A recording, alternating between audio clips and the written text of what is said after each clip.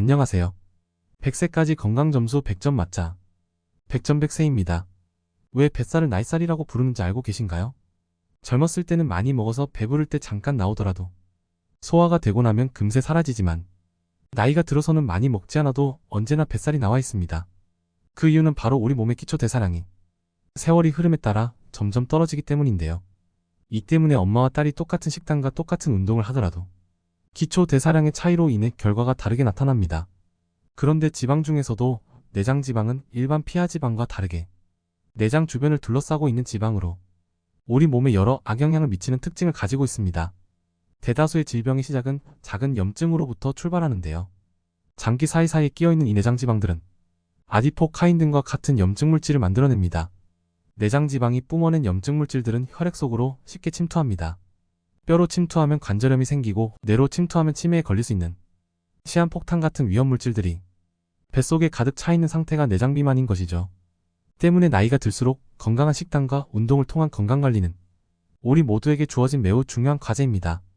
이번 영상에서는 내장 지방을 제거할 수 있는 수많은 식이요법과 운동법 중에서도 가장 간단하고 쉬우면서도 아주 효과적인 레몬 디톡스에 대해 알아보도록 하겠습니다. 레몬은 과일 자체가 디톡스 과일이라고 불릴 만큼 우리 몸에서 강력한 항산화 작용을 일으킵니다. 먼저 레몬 100g에 들어있는 비타민C 양은 하루 권장 섭취량의 120%가 넘습니다. 여타 채소, 과일과 비교해보아도 압도적인 양이죠. 비타민C는 대표적인 항산화 물질로서 체내의 활성산소를 제거해주는 역할을 합니다. 즉, 소화기관에 쌓여있는 내장지방의 독소를 체외로 배출시켜주고 전신의 혈류가 개선되면서 신진대사가 활발해져서 살이 빠지기 쉬운 컨디션으로 만들어줄 수 있습니다. 특히 비타민C 중에서도 레몬과 라임에만 들어있는 강력한 항산화 물질이 있는데요. 바로 에리오시트린이라는 성분입니다. 이 성분은 여러 실험들을 통해 체내 활성산소를 강력하게 억제하는 것으로 밝혀졌습니다. 이 에리오시트린은 지방의 합성을 억제하여 체지방을 감소시키는 데 도움을 줍니다. 비타민C뿐만이 아닙니다. 레몬은 칼륨이 풍부하게 들어있는 과일입니다.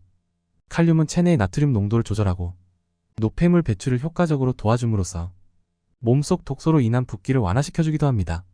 다이어트뿐만 아니라 피부 미용, 간과 신장의 기능에 활력을 주는 데 탁월하며 면역력 증진 등 우리 몸에 이로운 점들이 무수히 많기 때문에 지금부터 알려드리는 레몬 디톡스를 딱 일주일만 꾸준히 실천해보시기 바랍니다.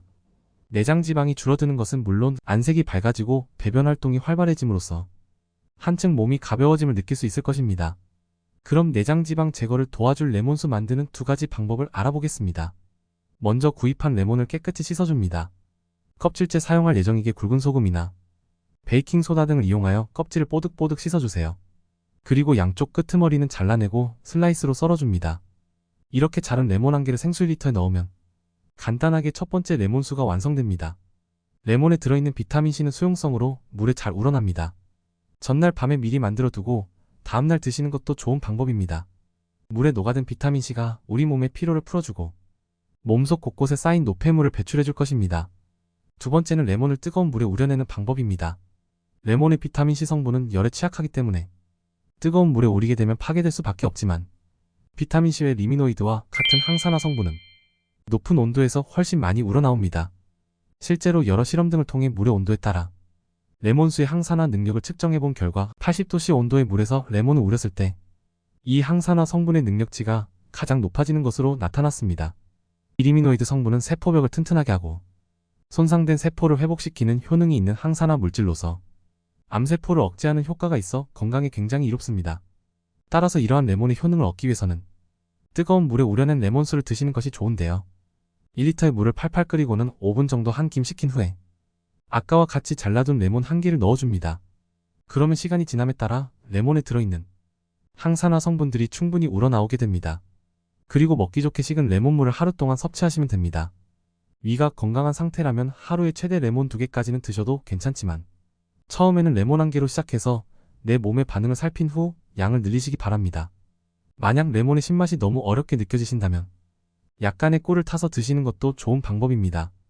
꿀은 레몬의 좋은 성분들을 더욱 잘 우러내줄 뿐만 아니라 레몬의 신맛을 중화시켜주는 효과가 있습니다. 다만 많은 양의 꿀을 섭취하게 되면 그만큼 당 섭취가 늘어나고 혈당이 오르는 문제가 생길 수 있으므로 개인의 건강 상태에 따라 적절히 조절하시기 바랍니다. 이렇게 몸에 좋은 레몬이지만 섭취 시 주의해야 할 부분이 있습니다. 먼저 레몬은 강한 산성을 띠는 식품으로 역류성 식도염이 있거나 위염, 위궤양과 같이 위가 약한 분들이 드시면 위산 분비가 촉진되어 속이 쓰리고 탈이 날 수 있습니다. 따라서 처음에는 레몬 한두 조각을 물에 띄어 연하게 희석하여 마시는 것부터 시작하시고 그마저도 위에 무리가 느껴지신다면 바로 중단하셔야 합니다. 또한 공복에 레몬을 섭취할 시 위에 부담을 줄 수 있으므로 식후, 식간에 레몬수를 드실 것을 추천드립니다. 그리고 레몬에는 구연산이 다량 함유되어 있어서 치아 표면의 에나멜에 손상을 줄 수 있습니다. 치아가 약한 분들이나 레몬을 먹었을 때 치아에서 뿌득뿌득한 느낌이 느껴져서 거부감이 드신다면 빨대를 이용해 치아에 닿지 않도록 섭취하시기를 권장드리며 레몬 섭취 후에 물로 입안을 헹구는 것이 좋습니다. 마찬가지로 레몬을 섭취한 후 바로 양치를 하는 것은 치아 건강에 좋지 않으니 레몬을 먹고 나서 30분 정도의 텀을 두고 양치를 하도록 합니다. 레몬은 오래전부터 약으로 쓰일 만큼 몸에 이루어서 여러 방면으로 활용되어 왔습니다. 건강관리에 관심이 조금이라도 있으신 분들이라면 우리 몸에 필요 이상으로 많아진 활성산소로 인해 여러 문제들이 생겨난다는 사실을 알고 계실 텐데요. 특히 현대인들은 휴식이 매우 부족하고 가공식품 섭취가 늘어나면서 우리 몸 스스로가 활성산소를 전부 처리하기에 역부족인 상태입니다. 내장지방 역시 몸에서 스스로 처리하지 못한 독소들이 조금씩 쌓이고 쌓여서 만들어진 결과물이라고 볼 수 있는데요. 우리가 이렇게 레몬과 같은 항산화 식품을 꾸준히 섭취하는 것이 우리 몸의 피로를 덜어주고 모터를 달아주는 일이 아닐까요? 이번 영상을 통해 레몬을 가까이 하셔서 여러분의 지친 몸의 수고를 덜어줄 수 있기를 기원합니다. 시청해주셔서 감사합니다.